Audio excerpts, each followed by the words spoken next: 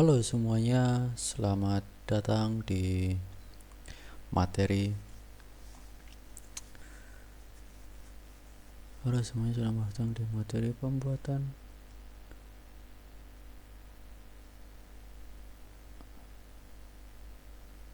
animasi.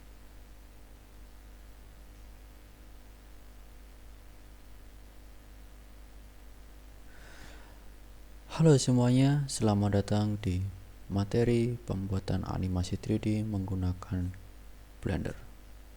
Oke, salah. Halo semuanya, selamat datang di materi. Ulangi, 1, 2, 3. Halo semuanya, selamat datang di materi dasar pembuatan animasi 3D menggunakan software Blender. Tentunya bersama saya, Syed Mali Ibrahim sebagai pengajar kalian. Pada video kali ini, kita akan belajar tentang pengenalan dan dasar navigasi menggunakan software Blender.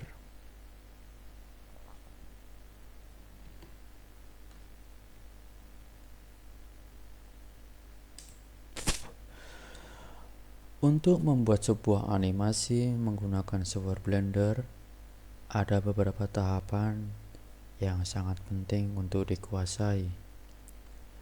Di sini saya akan meringkas atau merangkum tahapannya menjadi 5 bagian.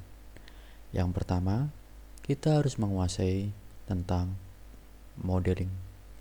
Kemudian yang kedua, kita harus menguasai tentang material.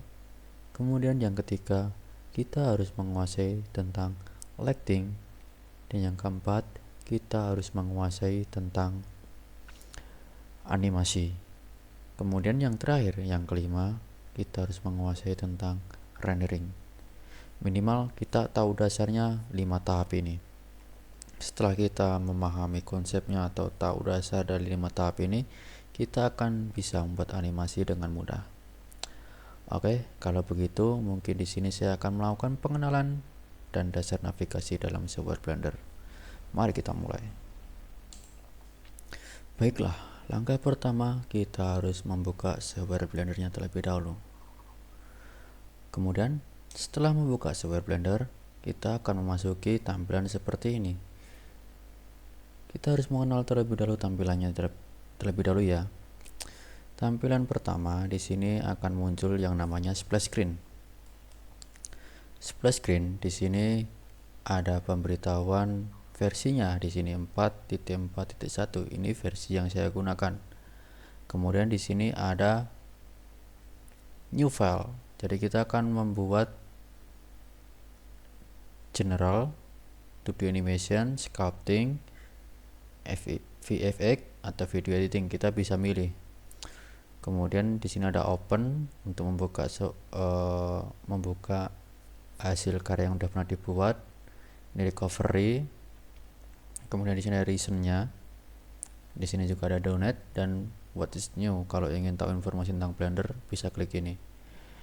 Oke. Setelah splash screen muncul, kita pilih general untuk memasuki workspace atau tampilan kerja kita di software Blender. Ini dia tampilannya. Ketika sudah memasuki tampilan seperti ini, kita sudah bisa menjalankan software Blendernya, kita sudah bisa memanipulasi objeknya. Tapi sebelum itu, saya akan sedikit jelaskan terlebih dahulu hal yang penting wajib diketahui dalam tampilan ini supaya mempermudah kita dalam pembuatan model 3D nantinya sampai animasi. Yang pertama, saya akan menjelaskan tentang workspace. Workspace itu mana? Workspace itu adalah bagian sini yang ada objek kotaknya ini dan ada kotak-kotaknya ini. Ini adalah workspace. Workspace itu adalah tempat di mana kita bekerja nantinya, di mana tempat untuk memanipulasi objek nantinya di workspace ini atau tempat kerja kita. Kemudian di bagian kiri di sini ada beberapa menu. Ada beberapa icon ini yang disebut dengan toolbar. atau peralatan. Jadi alat yang kita bisa gunakan ada di sini. Di sini ada select box, fungsinya untuk melakukan seleksi dengan bentuk kotak. Kita bisa klik kanan tahan. Kemudian di sini ada kursor. Kursor ini bisa kita sebut dengan 3D kursor ya, supaya bermudah. 3D kursor ini berbentuk seperti bidikan. Nah, di sini 3D kursornya ada di tengah-tengah. Kalau pertama kali kita buka, kita bisa geser ke sini bisa, ke sini bisa, ke sini bisa dengan klik kiri ya, bisa.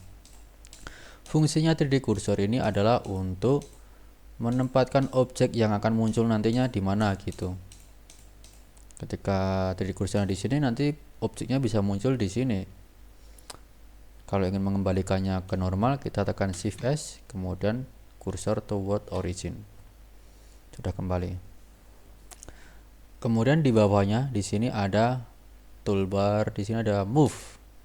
Move ini fungsinya adalah untuk menggeser objek. Ketika kita pilih move, kita bisa geser. Di sini ada warna biru, hijau, merah. Biru itu adalah sumbu Z atau ke atas ke bawah. Hijau itu adalah sumbu Z, ke depan atau ke belakang. Merah itu sumbu X, ke samping, kanan atau ke kiri. Jadi harus dipahami ya sumbu ini. Kita bisa lihat di bagian kanan atas di sini ada gizmo namanya. Kita sebut aja sumbu ya. Di sini sumbu Z, Y dan X. Sebaliknya itu X, Y, Z. Nah, kalau kalian memahami sumbu ini, nanti kalian akan bisa mudah dengan membuat modelnya nantinya. Kalian ingin geser ke sumbu Z atau geser ke sumbu X bisa di sini. Nah, setelah kita bisa menggeser menggunakan tool move, kemudian di sini ada tool rotate. Rotate ini fungsinya adalah untuk melakukan rotasi. Seperti di move, kita bisa melakukan rotasi sesuai dengan sumbunya. Kalau ingin rotasi sumbu X ya begini. Kalau ingin rotasi ke sumbu Y ya seperti ini, tekan ini. Kalau ingin rotasi ke sumbu biru atau sumbu Z ya seperti ini. Jadi sama. Setelah rotasi, di sini ada scale atau skala. Di sini kita bisa mengubah ukurannya. Kalau ingin ukurannya memperbesar ke sumbu Z, ya pilih yang biru. Kalau ukurannya ingin memperbesar ke sumbu Y, ya pilih yang hijau. Kalau ingin memperbesar ke sumbu X, ya pilih yang merah. Sama, sesuai dengan kebutuhannya. Kalau ingin memperbesar semuanya, ya tekan ini aja warna di sini. Nah, ini semuanya memperbesar gitu. Kemudian di sini ada transform. Transform ini adalah keseluruhan dari move, rotate, dan scale. Ini adalah gabungannya. Jadi untuk penyebutannya nanti transform gitu. Transform move, nah, di move ke atas. Transform rotate, di rotate. Transform scale, di skala, dikecilin mungkin. Nah, bisa seperti itu. Kemudian di sini ada note untuk melakukan coret-coret lah. Kalau ingin coret-coret di sini apa gitu bisa. Kemudian di sini adalah measure, ini untuk melakukan ukuran berapa gitu bisa juga. Kemudian di sini untuk menambahkan objek baru atau add cube. Nah, tambahkan di mana? Di sini cuma ada objek baru kita buat. Nah, seperti ini. Jadi ini adalah yang disebut dengan toolbar. Ketika tidak muncul atau semua ini tidak muncul, kalian bisa tekan tombol T pada keyboard. Tekan tombol T pada keyboard untuk memunculkan atau menyembunyikan. Atau bisa tekan arah panah di sini, klik. Nah, ini bisa. Ini adalah toolbar. Kemudian setelah toolbar, di atasnya di sini ada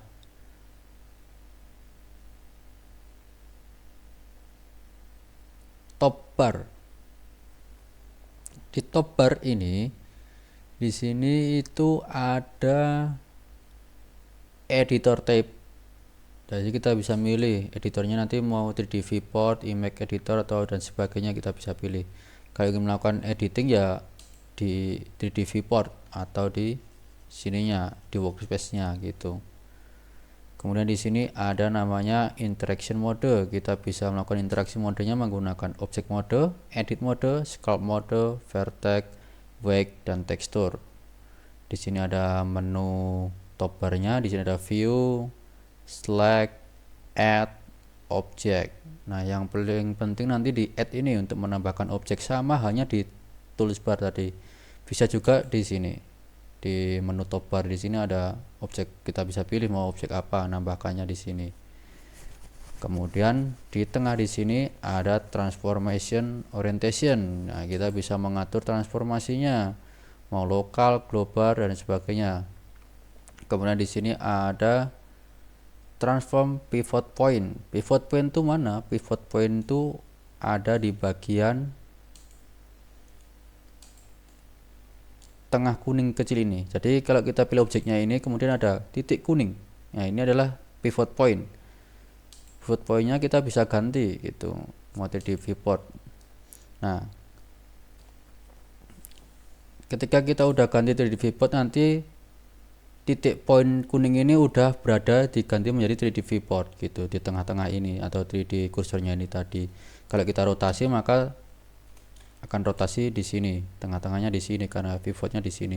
Tapi kalau kita pilih bounding box, ya titiknya di sini. Kalau kita rotasi ya titiknya di tengah-tengah kuning ini gitu.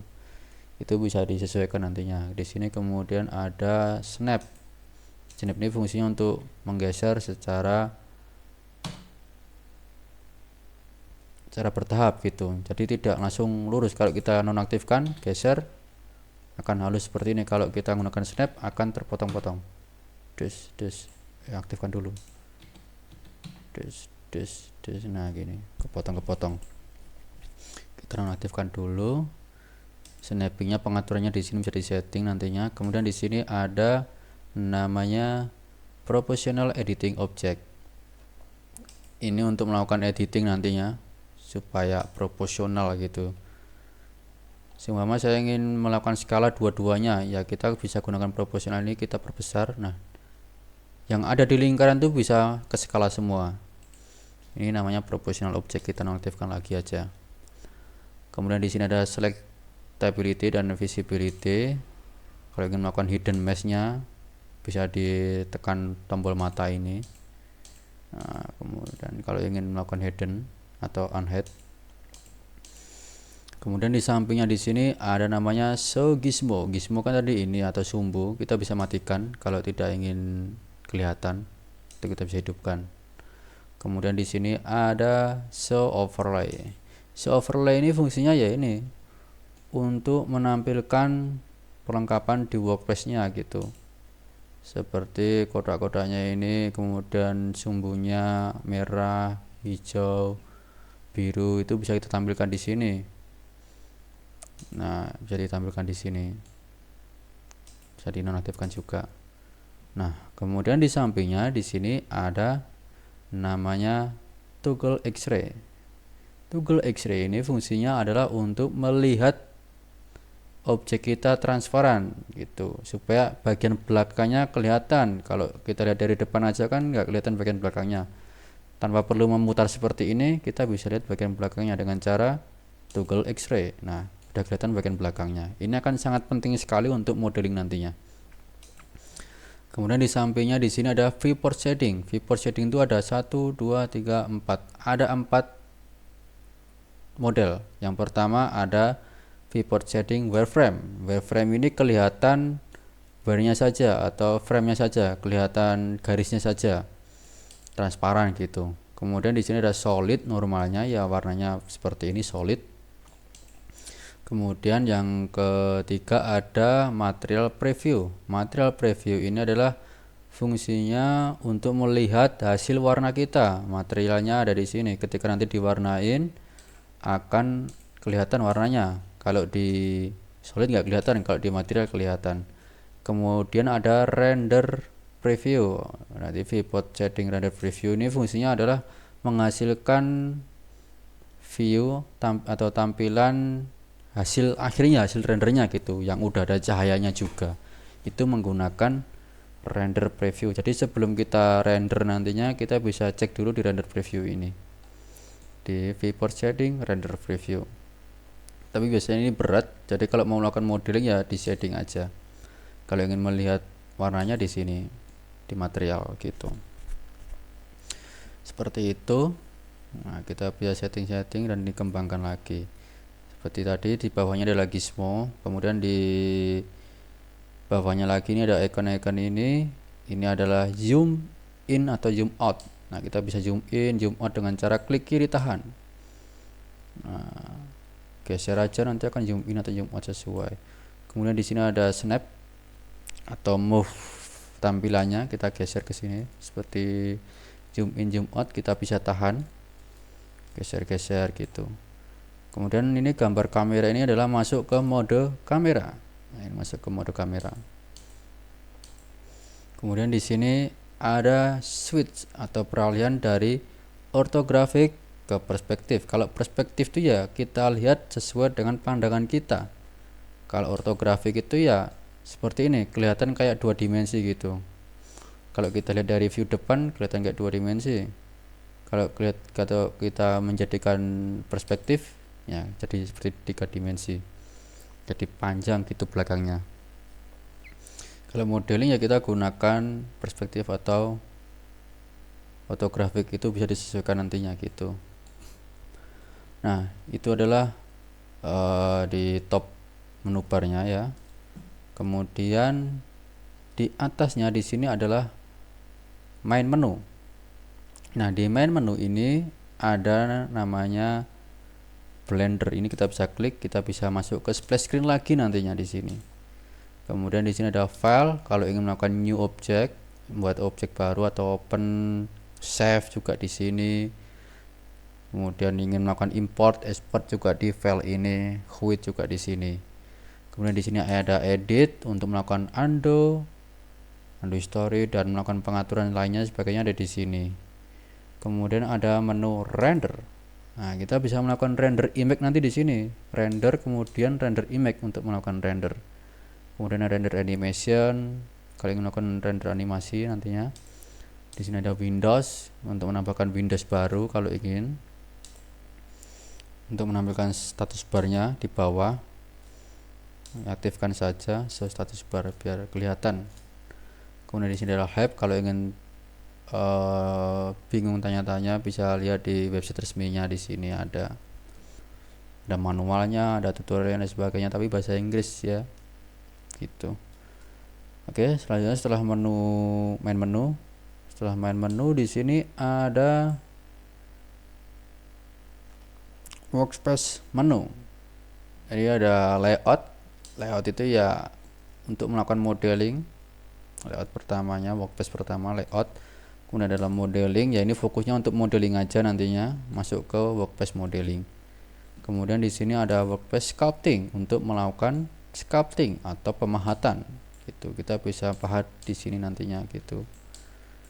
Kayak mahat patung menggunakan sculpting. Kemudian di sini ada UV editing. UV editing itu ya untuk pemberian warna pada permukaan objeknya, ini menggunakan gambar gitu, tidak menggunakan warna hasil dari Blender tapi menggunakan gambar. Harus dipetakan dulu nantinya, dipetakan dulu kotak-kotaknya ini, permukaannya dipetakan dulu, kemudian disimpan, dikasih gambar di sini nantinya.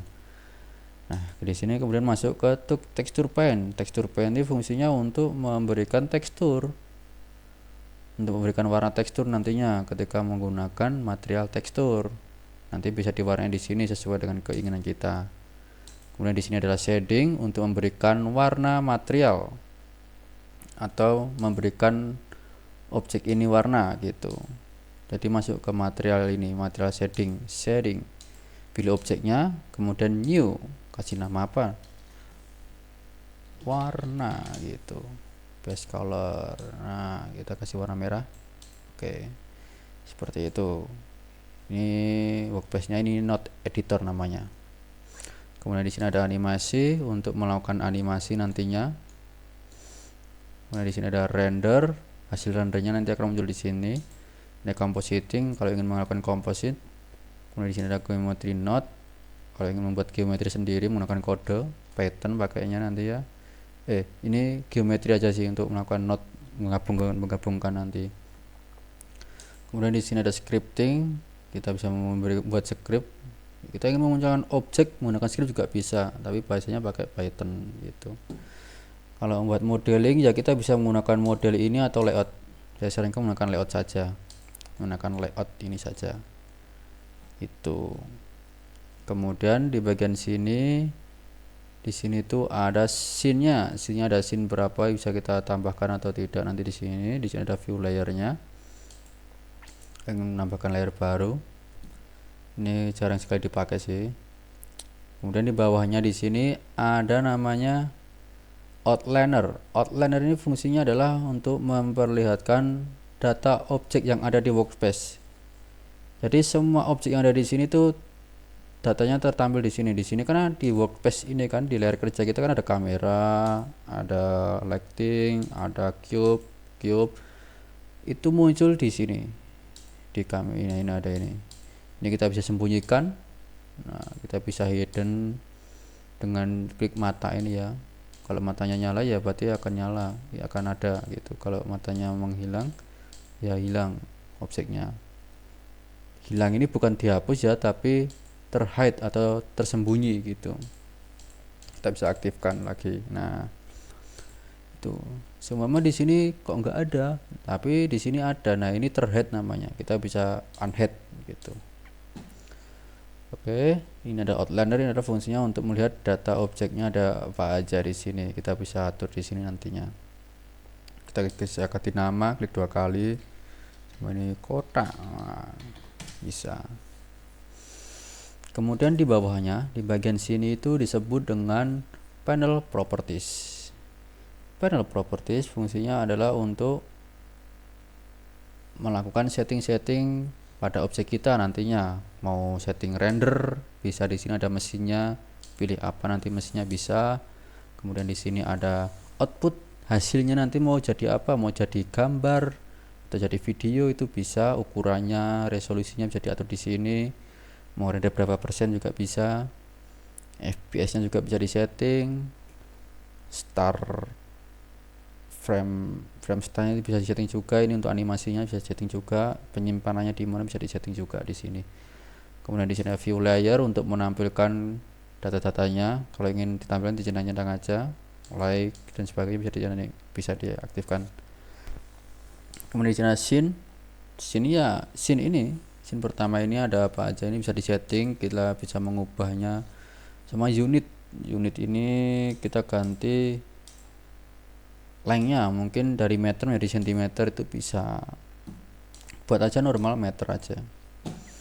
Kita bisa setting gravitasi untuk melakukan simulasi nantinya. Kalau mau pengen di setting bisa. Kemudian di sini ada world ini fungsinya adalah untuk memberikan cahaya pada dunia di Blender ini.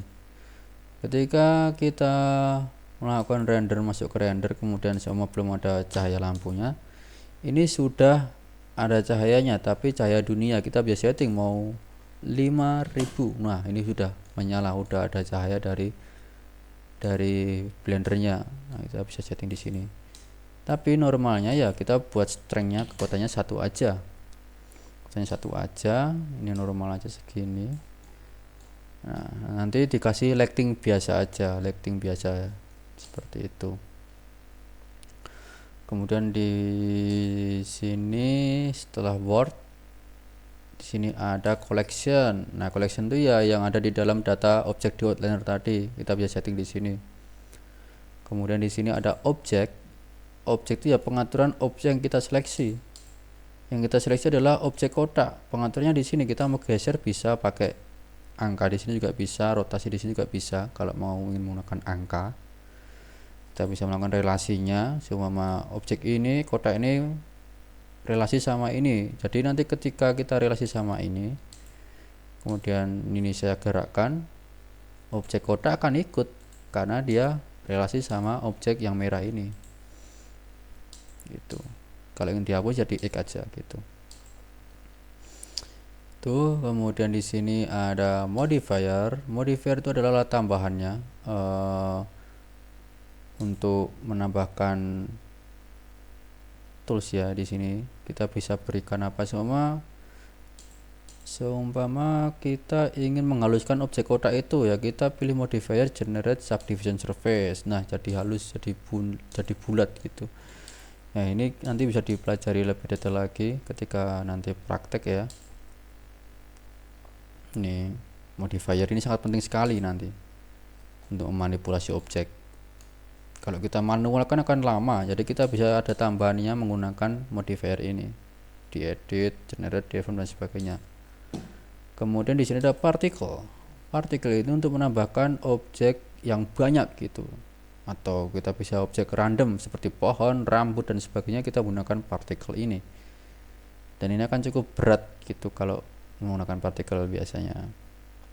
Di sini ada fisik, kita bisa melakukan simulasi angin, kemudian melakukan collision supaya objeknya bisa bertabrakan gitu, tidak saling tembus ketika animasi. Atau kita bisa menggunakan cold untuk membuat seperti baju, jadi objeknya itu nanti seperti baju, jadi seperti kain gitu, nanti bisa dicoba-coba. Di sini ada soft body, fluid dan sebagainya.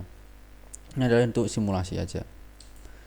Kemudian di sini ada object constraint, ini biasanya digunakan untuk animasi. Ini akan sangat penting nanti menggunakan object constraint ini, supaya sama kameranya supaya ngikutin objek ini, nanti bisa menggunakan add object constraint ini, track tuh mana gitu bisa.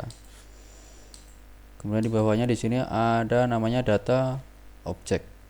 Data object itu ya objeknya ini ada datanya, ada vertex groupnya, ada shape case dan sebagainya. Nah, ini yang penting material gitu. Jadi tadi kita mewarnainya menggunakan shading ya, masuk ke shading. Sebenarnya kita bisa menggunakan panel properties ini, yaitu di material. Syaratnya kita seleksi objeknya dulu, kemudian kita hapus dulu semua ini, kita tambahkan objek baru, material baru, kita berikan nama biru. Nah, kita bisa langsung setting di sini bisa. Kalau ingin memberikan material menggunakan panel properties juga bisa, tanpa harus masuk ke shading. Kalau masuk ke shading itu lebih detail karena harus menyeting node-nya juga. Gitu. Sama aja hasilnya tadi di sini, material sebelumnya yang oranye di sini, merah, warna merah di sini, biru di sini, kita bisa pilih nantinya itu. Kemudian di bawahnya ada tekstur. Tekstur ini ya kita bisa nambahkan tekstur untuk brushnya ketika kita mau nanti warnain tekstur paint menggunakan memberikan warna menggunakan teksturnya juga bisa nantinya. Membuat teksturnya seperti awan gitu bisa pakai ini nantinya, gambarnya seperti awan. Nah, di sini bisa cloud mungkin. Nah, nanti penggunanya di warna bisa di sini. Kemudian setelah panel properties di bawahnya di sini, paling bawah ini ya, ini yang kita bisa naikkan atas ini.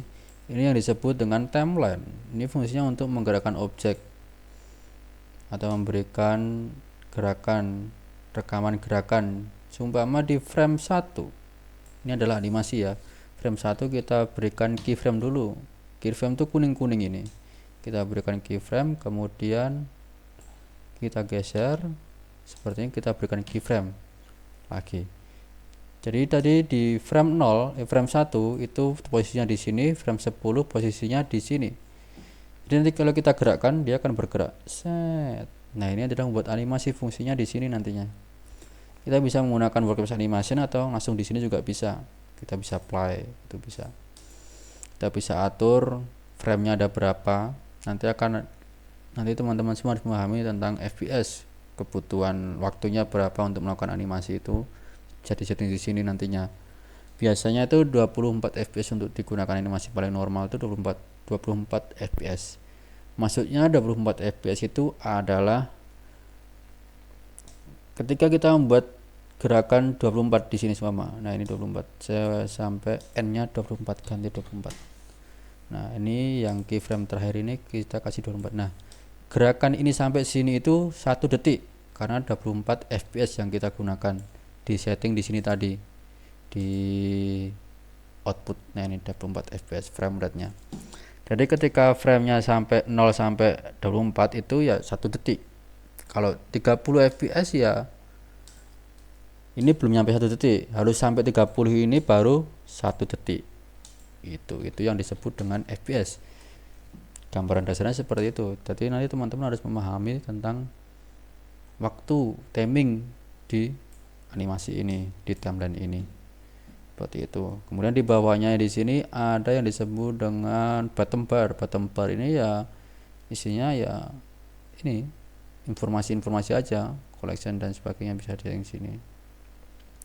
Itu ya, jadi itu sih untuk UI dari software Blender dan gambaran dasar dari tampilan antar muka Blender. Nanti bisa dieksplorasi, dicari-cari fungsinya seperti apa gitu. Di sini saya akan berikan gambarannya aja terlebih dahulu supaya tidak lama gitu. Kemudian di sini saya juga mau memberikan cara navigasi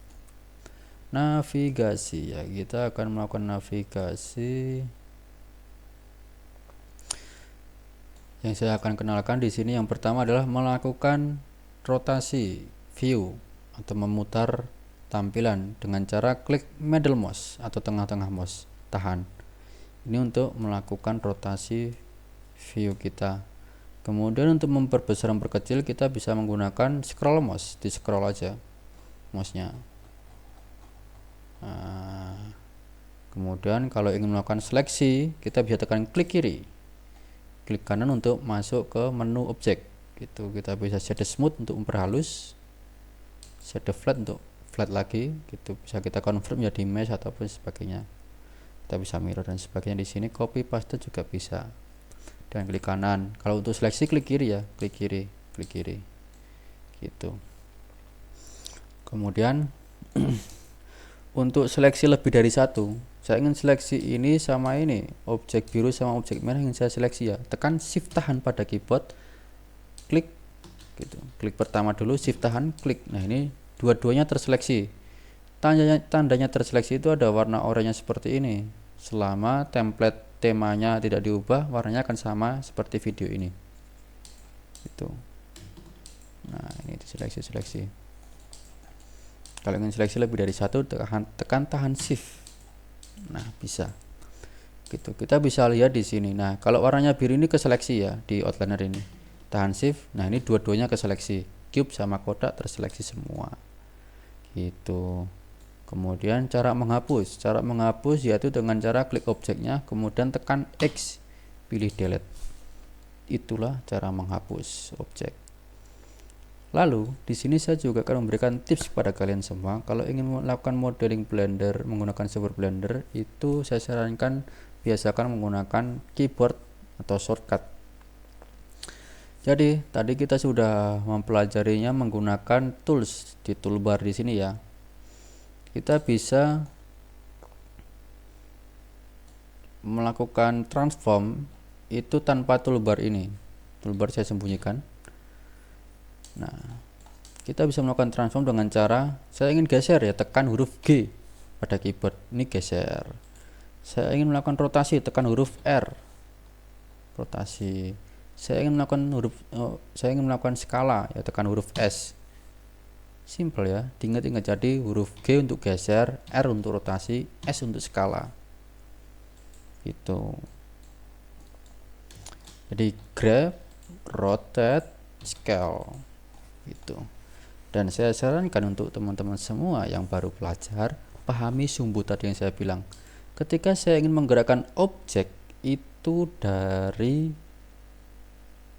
depan ke belakang, yaitu sumbu Y, sumbu hijau ini, warna garis hijau ini ya, kita tekan huruf G kemudian tekan huruf Z. Jadi G, Z akan muncul garis itu. Jadi objeknya akan fokus ke garis itu saja, tidak keluar-keluar. Kalau G saja kan bisa geser-geser ke kanan kiri. Kalau G, Y ya fokus ke garis hijau aja gitu. G, X. Nah, G, Z. Nah ini bisa diterapkan ya, ini sangat penting nanti saat modeling. R, X. Nah R, Z, S, Y yang gitu bisa seleksi. Yaitu bisa diterapkan kombinasi, namanya kombinasi shortcut. Dengan shortcut G geser dengan Z ke atas ke bawah, itu yang disebut kombinasi shortcut. Jadi shortcut kan diingat-ingat, yang pertama ada geser, rotasi, skala. kombinasi shortcut G Z skala geser ke atas, SZ skala ke atas gitu.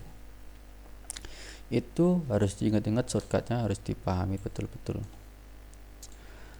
Kemudian di sini saya akan juga memberikan contoh penggunaan tampilan yang tepat. Di sini kita bisa melihat tampilannya ini disebut user perspective. Nah, ini kita bisa di bagian pojok kiri atas ini namanya user perspective. Di user perspective ini di sini ada bawahnya collection 0, yaitu koleksi ini. Kemudian cube 01, ini berarti objeknya hanya ada cube, kita seleksi cube. Kalau kita seleksi ini kamera, ada informasinya di sini. Kemudian kita ingin menghadapkan view-nya dari arah depan, ya kita pilih main Z. Di sini tulisannya front orthographic, kelihatan 2 dimensi ya, front orthographic G. Nah, kalau dari front orthographic ya kita bisa geser kiri kanan, kiri kanan tanpa kombinasi. Dia bisa langsung kiri kanan, dia tidak akan ke belakang. Kalau kita geser gini, nah ini kelihatannya ke sana, ke sumbu merah, ke kiri. Tapi kalau kita lihat dari arah atas, dia bergeser.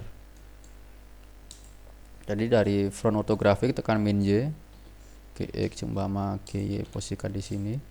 Kalau dari atas ya Z, GY posisikan sini, GX posisikan sini.